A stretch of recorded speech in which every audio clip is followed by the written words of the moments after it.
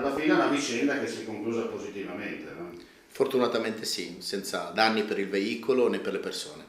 Incredibile episodio accaduto tra le 22:45 e la mezzanotte, con le forze dell'ordine allertate alla ricerca di un'ambulanza prelevata furtivamente e condotta da un paziente con evidenti problemi di salute mentale, salito a bordo del mezzo in sosta al pronto soccorso di San Daniele e ritrovato abbandonato e integro nella piazza di Zompicchia di Codroipo.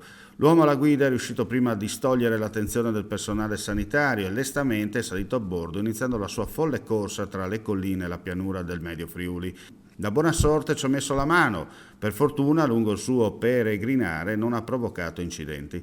Poi una volta tornato tra noi ha pensato bene di abbandonare l'ambulanza lasciata incustodita nella piazzetta di Zompicchia, tipico borgo rurale friulano in comune di Codroipo, dove una gazzella del radiomobile dei carabinieri di Udine l'ha rintracciata e riconsegnata al personale infermieristico per il rientro presso il nosocomio di San Daniele.